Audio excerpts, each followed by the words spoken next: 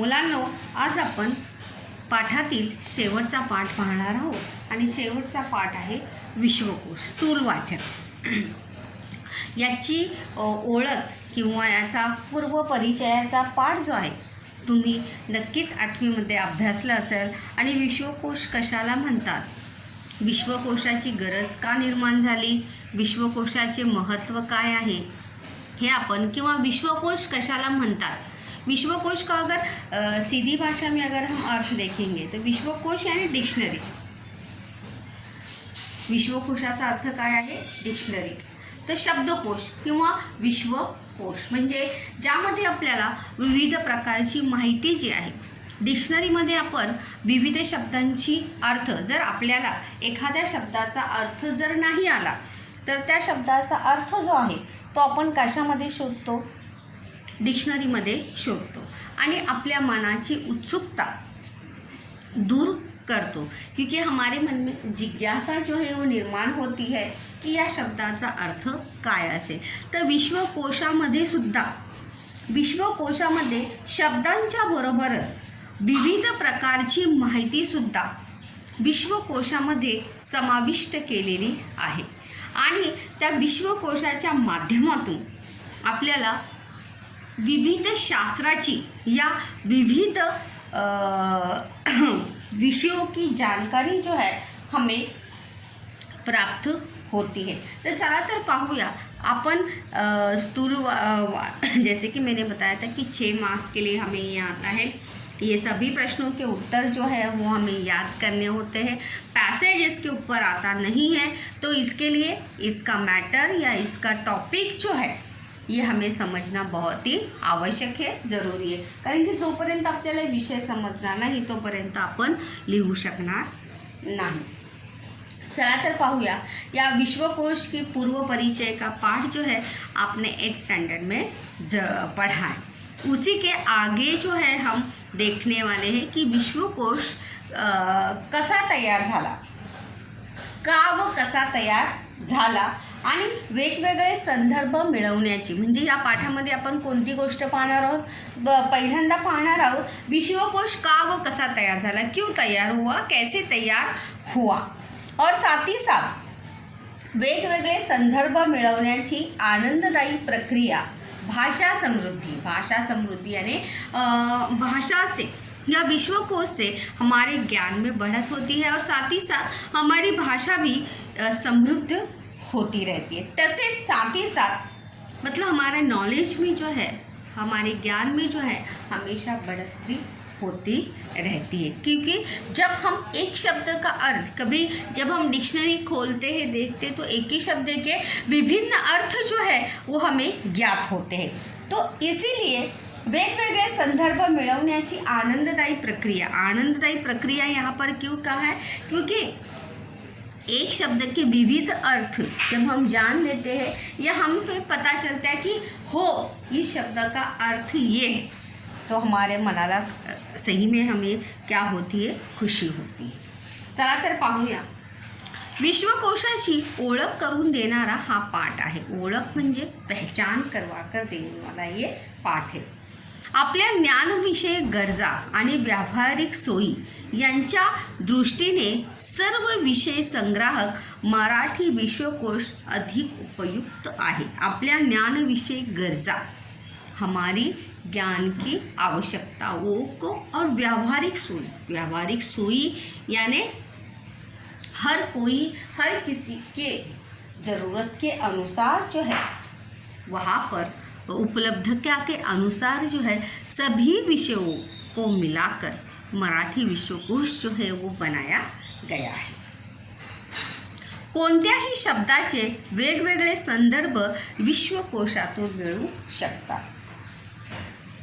किसी भी शब्द के संदर्भ जो है अलग अलग तरीके से हमें प्राप्त हो सकते हैं. जैसे पान ये शब्द है, पान का संस्कृत को हिंदी में कहते हैं पर्ण. क्या कहते हैं, पर्ण. पानी है, पानी का समानार्थी भले ही जल है, लेकिन जल ये कौन सा शब्द है, संस्कृत शब्द है. तो उसी प्रकार से ऐसे विविध शब्दों की व्युत्पत्ति यानी निर्मिति कैसे हुई, उसके पीछे क्या संदर्भ हो सकता है, ये सभी संदर्भ जो है हमें विश्वकोश में देखने को मिलते हैं. हे संदर्भ पाहणे या संदर्भांचा अभ्यास करणे या भाषा समृद्धीच्या दृष्टीने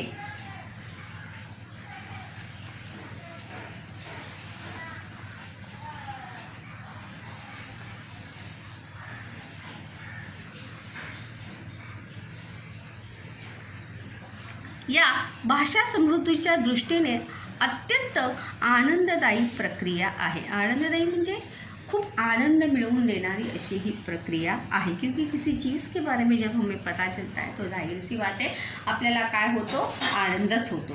हा आनंद मिळावा, विश्वकोश पाहण्याची गरज कळावी. गरज काय आहे, क्यों है, व विश्वकोश अभ्यासनासाठी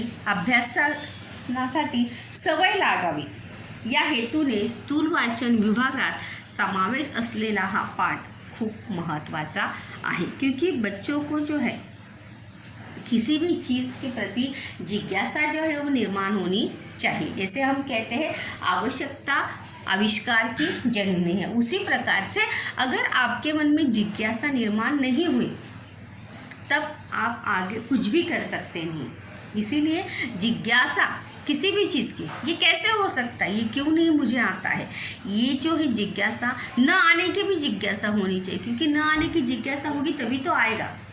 अगर कोई जिज्ञासा ही नहीं रखेंगे कुछ भी करने की तर कोणतीही गोष्ट आपल्याला आपोआप अपने आप जो है हमें कोई भी चीज़ मिळने वाली नहीं. चला तर पाहूया, पाठाला आपण सुरुवात करणार आहोत.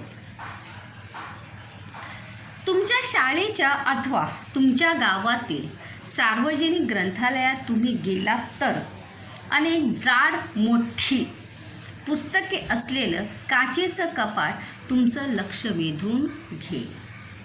बघा, तुमच्या शाळेच्या अथवा तुमच्या गावातील सार्वजनिक संग्रहालयात, सार्वजनिक यानी जो सबके लिए ग्रंथालय म्हणजे काय, लायब्ररी जो आहे, तर त्यामध्ये सगळ्यात जाड आणि मोठी, जाड मतलब ये मोठी मोठी किताबें असलेलं काचेचं कपाट तुमचं लक्ष वेधून घेईल. लक्ष वेधून घेणे मतलब आकर्षित करणे, वाक्यप्रचार आहे हा. लक्ष वेधून घेणे म्हणजे आकर्षित करणे. कपाटचं वचन बदलून होणार आहे कपाटे.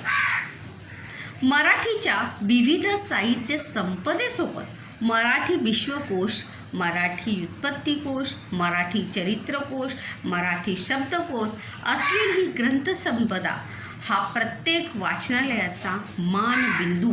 मानबिंदू म्हणजे सर्वात महत्त्वाची गोष्ट.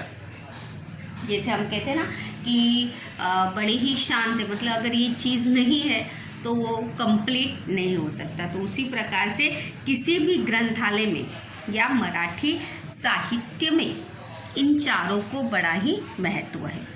मराठी साहित्य संपदा, साहित्य यानी लिटरेचर, जिसमें कविता, कादंबरी, नाटक, कथा या सर्वांचा समावेश याच्यामध्ये होतो, त्याला म्हणतात साहित्य.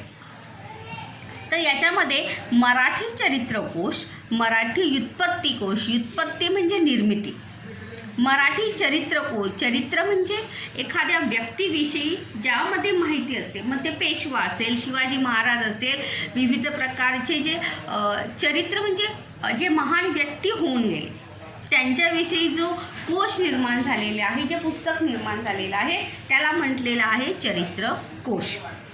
मराठी शब्दकोश, शब्दकोश म्हणजे ज्यामध्ये विविध शब्दांची माहिती आपल्याला मिळते, विविध शब्दांचे संदर्भ आपल्याला मिळतात. जैसे की मैंने अभी कहा की जल हा शब्द कोणत्या भाषेतून घेतलेला आहे, संस्कृत भाषेतून घेतलेला आहे.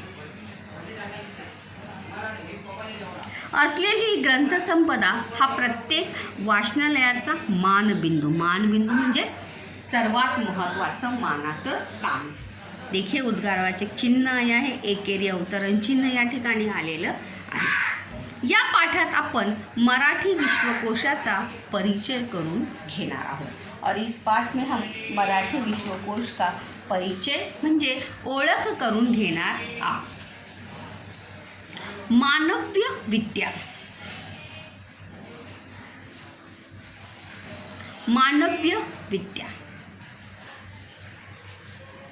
विज्ञान व तंत्रज्ञान यातील सर्व विषयांचे अद्ययावत ज्ञान, अद्ययावत यानी नवीन नवीन ज्ञान, जैसे हिंदी में जिसे ज्ञान कहते तो मराठीत त्या ज्ञचा काय होतो, ज्ञ होतो, काय उच्चार करता, ज्ञान।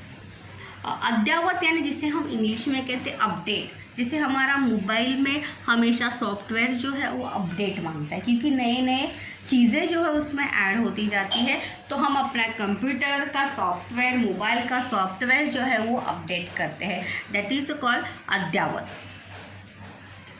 एका व्यापक योजनेखाली संकलित करणारा असा हा मराठी विश्वकोश, और इसी व्यापक, व्यापक म्हणजे मोठी, आणि योजने अंतर्गत, इस योजना के अंतर्गत संकलित करणे म्हणजे जमा करणे, एकत्रित करणे, हा सुद्धा काय आहे, वाक्य प्रचार आहे। संकलित करणे, जमा करणे किंवा एकत्रित करणे, असा हा मराठी विश्व, मतलब मानव विद्या असो, विज्ञान असो किंवा तंत्रज्ञान असो, या सभी विषयांचे अद्ययावत ज्ञान, अद्ययावत म्हणजे नवीन जे जे असेल त्या सर्वांची माहिती संकलित करणारा असा हा मराठी विश्वकोश।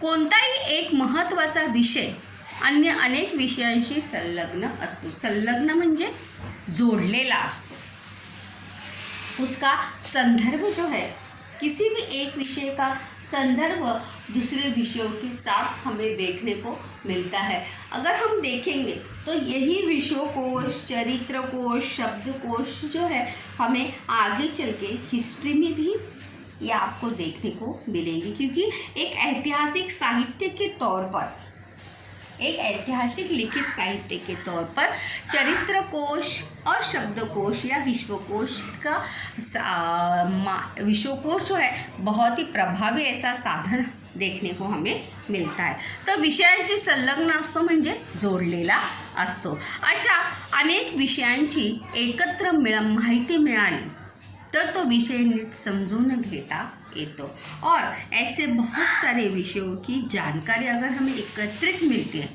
देखो, अगर शिवाजी महाराज का चरित्र कोश है तो शिवाजी महाराज के बचपन से लेके उनके मृत्यु तक उनके सभी जीवन चरित्र के बारे में जो जानकारी हमें चरित्र कोश में मिलेगी, तो पूरे शिवाजी महाराज का जीवन पट हमारी आँखों के सामने जो है वो खड़ा हो सकता है। पेशवाओं का इतिहास, अगर पेशवाओं का चरित्र, हम पेशवा में जो बाजीराव पेशवे हो गए, नाना साहब पेशवे हो गए, मतलब एक विषय से संबंधित हमें पूरी जानकारी जो है हमें अच्छे से मिल सकती है, क्योंकि एकत्र अगर हमें जानकारी मिलती है तो हम अच्छे से उसे पढ़ भी सकते हैं, समझ भी लेते हैं। नीट समजून घेतात, नीट म्हणजे व्यवस्थित हम समझकर ले सकते।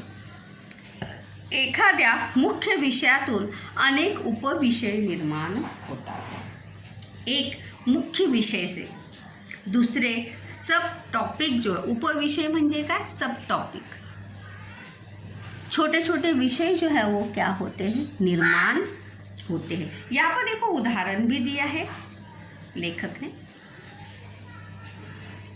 वैद्यक शास्त्र,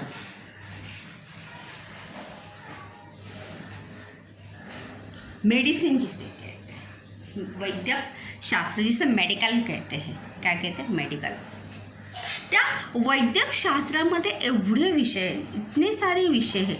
अगर हम आजकल देखेंगे आप डॉक्टर, हमारे बॉडी के हर पार्ट के अलग अलग डॉक्टर हमें देखने को मिलते हैं, म्हणजे एकाच क्षेत्रामध्ये एक ही फील्ड से हमें कितने सारे जो है चीज़ें हमें देखने को मिलती है। तो यहाँ पर देखो वैद्यक शास्त्र एक टॉपिक है, और इसी वैद्यक शास्त्र से जुड़े ये अलग सब टॉपिक है। बघा, पहिला आहे औषध विज्ञान। औषध म्हणजे दवा, औषधचा समानार्थी शब्द आहे दवा। विज्ञान म्हणजे कोणते औषध कोणत्या आजारावर काम करू सकते। जैसे आयुर्वेद अगर हम देखेंगे तो हमारे भारत में आयुर्वेद की परंपरा है बहुत ही पूर्वापार से चली आ रही है। पुराने ज़माने में देखेंगे तो वैद्य वगैरह देखो अलग अलग जड़ी बूटियों के माध्यम से बहुत सारी बीमारियों का इलाज जो है वो करते थे। तो त्याच्या मागे जे विज्ञान आहे उसे कहते हैं औषध विज्ञान। म्हणजे कोणत्या रोगावर कोणतं औषध आहे हे पूर्ण जी माहिती आपल्याला ज्यामध्ये मिळते त्याला म्हणतात औषध विज्ञान। जीव रसायन शास्त्र, जीव यानी बायोलॉजी, जीव रसायन शास्त्र, रसायन यानी केमिस्ट्री। शरीर क्रिया विज्ञान, हमारे बॉडी की क्रिया जो है किस प्रकार से चलती है। आपलं हे पूर्ण एक शरीर जे आहे एका यंत्रासारखं आहे, त्याच्यामध्ये विविध पार्ट जे आहेत ते समाविष्ट आहेत आणि प्रत्येक पार्ट ज्या प्रकारे गाड़ी के विविध पार्ट अलग अलग प्रकार का कार्य करते हैं, फिर चाहे वो है गियर हो, हेडलाइट्स हो, अलग अलग प्रकार का कार्य होता है, त्याचप्रमाणे आपल्या शरीरामध्ये असलेले विविध जे आपले बॉडी पार्ट्स आहेत त्याची सुद्धा शरीर रचना किंवा शरीर क्रिया कशा प्रकारे कार्य करते याच्याविषयीची विज्ञान किंवा जी माहिती आपल्याला हवी आहे ती कशामध्ये मिळते, विज्ञानामधून शरीर क्रिया विज्ञान या टॉपिकमधून आपल्याला मिळते। त्यानंतर शरीर, आपलं शरीर, या शरीराविषयी पूर्ण माहिती, प्रत्येक अवयवाविषयी जी माहिती आहे ती आपल्याला यामध्ये मिळते। त्यानंतर रोगजंतुशास्त्र, रोगजंतुशास्त्र, जंतू म्हणजे कीटाणू जे आहेत त्याला म्हणतात जंतू। तर आपल्याला माहिती आहे की आपल्या शरीरासाठी काही बॅक्टेरिया जो आहेत चांगले असतात, काही बॅक्टेरिया जे आहेत आपल्या शरीरासाठी हानिकारक असतात। तर त्यांचं पूर्ण शास्त्र, रोग म्हणजे काय, बिमारी, तो त्या पूर्ण शास्त्राचं, त्या रोग जंतुशास्त्राविषयी माहिती जी आहे आपल्याला त्या कोशामध्ये पाहायला मिळेल। म्हणजेच याचाच अर्थ की जर आपण एक विषय जरी घेतला तो त्याचे अनेक सब टॉपिक जो है वो हमें देखने को मिलते हैं, म्हणजे विविध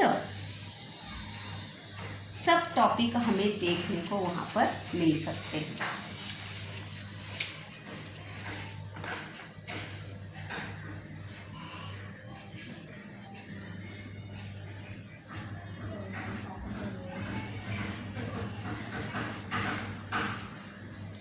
मुख्य विषय व त्यांचे संलग्न विषयांचे ज्ञान प्राप्त करण्यासाठी मराठी विषय विश्वकोश उपयोगी पडतो। आता इथे प्रश्न आहे विश्वकोशाचा उपयोग, मुख्य विषय व त्यांचे संलग्न म्हणजे त्याच्याशी संबंधित असलेल्या विषयांचे ज्ञान प्राप्त करण्यासाठी आपल्याला मराठी विश्वकोशाचा काय होतो, उपयोग होतो। शिक्षणाचा प्रसार जसा झपाट्याने वेग घेऊ लागला, एका प्रश्नाचं उत्तर आहे बघा की विश्वकोशाचा उपयोग। तर विश्वकोशाचा उपयोग कशासाठी होतो, हे पहिलं त्याचा पॉइंट्स आहे बघा की शिक्षणाचा प्रसार जसा झपाट्याने मतलब तेजी से, भाषा समृद्धीची वाटचाल जशी दमदार होऊ लागली, दमदार याने जोरात, तशी भाषा सर्वार्थाने खुलू लगी और उसी तरह से भाषा भी क्या होगी, जितनी ही तेजी से किसकी शुरुआत प्रसार हुआ था, पढ़ाई का, साक्षी शिक्षणाचा प्रसार, शिक्षणाचा प्रसार म्हणजे सर्वांनी शिक्षित झालं पाहिजे, हर किसी को पढ़ना लिखना आना चाहिए। इतनी तेजी से जितना प्रसार हुआ था, जितनी तेजी से भाषा समृद्ध हुई थी, उसी प्रकार से भाषा सर्वार्थाने मतलब सही मायने में क्या होने, खुलू लागली मतलब सभी को उसके बारे में ज्ञात होने लगा। भाषांमध्ये आदान प्रदान होऊन अनेक नवे शब्द मराठीत रूढ झाले और भाषामध्ये म्हणजे आदान प्रदान म्हणजे देवाणघेवाण हो, ऐसे बहुत सारे शब्द जो आहे ते मराठीमध्ये काय झालेले आहेत, रूढ झालेले आहेत. म्हणजे ऐसे बहुत सारे, कुछ शब्द हिंदी से आए, कुछ शब्द संस्कृत से आए, कुछ शब्द हम अंग्रेजी के शब्द जो है सर्रास आपण यूज करत असतो. जसं पेन, पेन हा शब्द जो आहे तो काय आहे, इंग्लिश आहे. पेनाला मराठीमध्ये काय म्हणतात, लेखणी म्हणतात. काय म्हणतात, लेखणी. पण आपण लेखणी यूज न करता कोणता शब्द वापरतो त्या ठिकाणी, पेन. म्हणजे रूढ झाले आहेत. रूढ झाले मतलब वहाँ पर वो पूरी तरह से बस गए हैं, जम गए हैं, ऐसा लगता ही नहीं वो और किसी भाषा के वो शब्द है. वाढत्या औद्योगिकरणामुळे समाजाच्या वैज्ञानिक व तांत्रिक गरजा वाढू लागल्या. औद्योगिकरण मतलब औद्योगिकरण होने के कारण, प्रगति होने के कारण समाजाच्या वैज्ञानिक व तांत्रिक गरजा जो है वो क्या होने लगी है, बढ़ने लगी है. अनेक नए शब्द अस्तित्वात आले और इसी के चलते बहुत सारे नए शब्द जो है वो अस्तित्व में आए हैं या हमें पता चले हैं. शब्दांना नवीन आयाम प्राप्त झाले. आयाम म्हणजे नियम, ओळख आपण म्हणू शकतो. नवीन आयाम प्राप्त झाले म्हणजे नवीन ओळख जी ती शब्दांना मिळालेली आहे. त्याचबरोबर सर्व विषय संग्राहक विश्वकोशाची गरज निर्माण झाली. और वही से सर्व विषय संग्राहक ऐसे विश्वकोश की आवश्यकता जो है वहाँ से क्या होने लगी, निर्माण होने लगी. उच्च शिक्षणाचे माध्यम म्हणून मराठीचा होत गेलेला अधिक स्वीकार.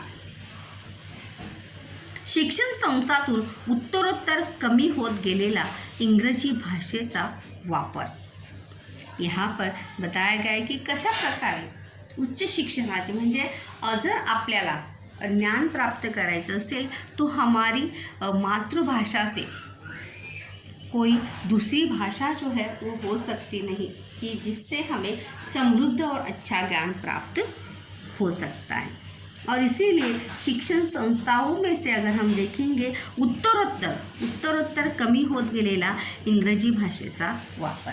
अगर हम देखेंगे तो विविध शिक्षण संस्थाओं से हमें इंग्रजी भाषा जो है, इंग्रजी भाषा का प्रयोग जो है हमें कम देखने को मिलता है. मराठीमध्ये निर्माण झालेली संदर्भ ग्रंथांची तीव्र गरज. संदर्भ ग्रंथ म्हणजे कोणता निर्माण करण्यासाठी कोणत्या संदर्भ साहित्याची आपण साथ घेतली हे. आणि शासन व्यवहाराची भाषा म्हणून राज्य पातळीवर मराठीला मिळालेली मान्यता. महाराष्ट्रामध्ये जर आपण बघितलं तर महाराष्ट्राची राज्यभाषा जी आहे ती कोणती आहे, मराठी आहे. आणि त्याचमुळे शासन व्यवहाराची भाषा म्हणून राज्य पातळीवर म्हणजे फक्त महाराष्ट्रामध्ये मराठीला मिळालेली मान्यता या पार्श्वभूमीवर मराठी भाषेतील सर्व विषयक संग्राहक विश्वकोशाची गरज अधोरेखित झाली. कारण की आपण औद्योगिकरण, विश्वकोशाची उपयोग काय आहे की ज्ञान मिळवण्यासाठी, त्यांचे संलग्न विषयाचे ज्ञान मिळवण्यासाठी विश्वकोशाचा अत्यंत निकडीचा उपयोग आपल्याला होऊ शकतो. कारण की औद्योगिकरणामुळे विविध लोक जे आहेत एका राज्यातून दुसऱ्या राज्यात स्थलांतर करताना आपल्याला दिसतात आणि विविध शब्दांचे किंवा संदर्भांचे ज्ञान घेण्यासाठी, माहिती करून घेण्यासाठी विश्वकोशाची गरज जी आहे ती अधोरेखित झाली. अधोरेखित यानी हाईलाइट हो गई. या सबको उसकी आवश्यकता जो है वो निर्माण होने लगी. मराठी विश्वकोशाचा परिचय करून घेताना ज्ञानकोशकार डॉक्टर श्रीधर व्यंकटेश केतकर यांचे कृतज्ञतापूर्वक स्मरण करणे जरुरीचे आहे. स्मरण, आठवण. स्मरणचा समानार्थी शब्द काय आहे, आठवण. आणि स्मरणचा विरुद्धार्थी शब्द काय आहे, विसर. म्हणजे मराठी विश्वकोशाची निर्मिती ज्यांनी केली त्यांचं नाव काय आहे, श्रीधर व्यंकटेश केतकर. याद रखिए 10वीं में ये आने वाला है. हिस्ट्री में है, मराठी में नहीं हिस्ट्री में है, असत्य जोडी के लिए, की मराठी विश्वकोशाचे ज्ञानकोशकार निर्माते जे आहेत ते कोण आहेत? डॉक्टर श्रीधर व्यंकटेश केतकर यांचे कृतज्ञतापूर्वक. कृतज्ञ आणि कृतज्ञ. कृतज्ञता म्हणजे कृतज्ञ म्हणजे उपकाराची जाणीव ठेवणारा आणि कृतज्ञ म्हणजे उपकाराची जाणीव न ठेवणारा, उपकार विसरणारा असा व्यक्ती. तर त्यांचे स्मरण किंवा त्यांची आठवण करणे गरजेचे आहे. स्वातंत्र्यपूर्व काळात त्यांनी केलेली कामगिरी विशेष उल्लेखनीय आहे. म्हणजे श्रीधर केतकरांनी मराठी विश्वकोशाची निर्मिती जी आहे ती कधी केलेली आहे? स्वातंत्र्यपूर्व काळात. म्हणजे भारताला स्वातंत्र्य मिळवण्यापूर्वी किंवा भारत स्वतंत्र होण्यापूर्वी त्यांनी जी विश्वकोशाची निर्मिती केलेली आहे, जे लेखन केलेलं आहे, वो क्या है? उल्लेखनीय यानी तारीफ के काबिल है. तथापि त्यानंतरच्या काळात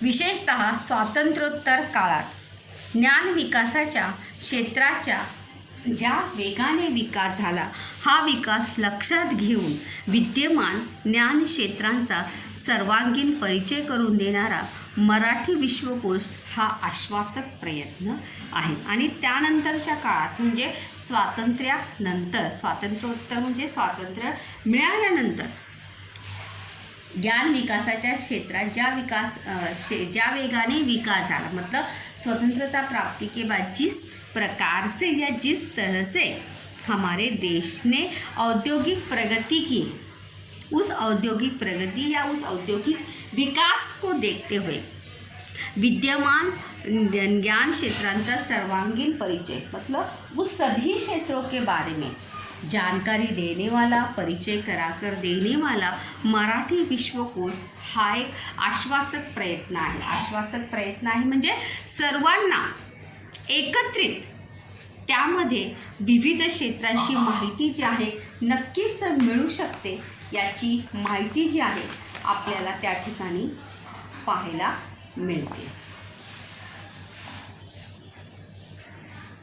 एका प्रश्नाचं उत्तर पण आहे बघा. हे विश्वकोशाची निर्मिती प्रक्रिया जी आहे कशा प्रकारे झालेली आहे, की मानवविद्या या ठिकाणी त्याचं उत्तर होतं बघा. विज्ञान व तंत्रज्ञान यांचे अद्ययावत ज्ञान संकलित करण्यासाठी याची जी आहे निर्मिती, विश्वकोशाची निर्मिती जी आहे ती झालेली आहे, की प्रथम विषयवार तज्ज्ञांच्या समितीची रचना करण्यात आली आणि त्यानंतरच या विविध गोष्टींची म्हणजे विश्वकोशाची निर्मिती जी आहे त्या ठिकाणी झालेली आहे. या ठिकाणी प्रश्न पण आहे बघा सोमताचा, की तुम्ही कधी कोणत्या विषयाचा शब्दकोश हाताळलेला आहे आणि शब्दकोश हाताळण्याचे फायदे तुम्ही तुमच्या शब्दात लिहा. शब्दकोश म्हणजे डिक्शनरी किंवा शब्दकोशाने आपली उत्सुकता जी आहे ती पूर्णतःला येते किंवा आपली उत्सुकता पूर्ण होते, जिज्ञासा पूर्ण होते. या विधानाशी तुम्ही सहमत आहात का? हे सोदाहरण स्पष्ट करा. म्हणजे शब्दकोशा किंवा विश्वकोशामुळे आपली जिज्ञासा पूर्ण होते, या विषयाशी तुम्ही सहमत आहात का? किंवा हे विधान सोदाहरण स्पष्ट करा. सोदाहरण म्हणजे एखादं उदाहरण देऊन तुम्ही स्पष्ट करायचं आहे की कशा प्रकारे विश्वकोश जो आहे तो आपल्या मनाची किंवा आपली उत्सुकता पूर्ण करतो, जिज्ञासा पूर्ण करतो. हे एखादं उदाहरण देऊन तुम्हाला सांगायचं आहे. म्हणजे जसं की एखाद्या शब्दाचा जर अर्थ आपल्याला माहीत नसेल, तर अगर किसी शब्द का अर्थ हमें पता नहीं तो हम आगे नहीं जा सकते, क्योंकि अगर अर्थ ही नहीं पता तो हम लिख सकते हैं क्या? नहीं।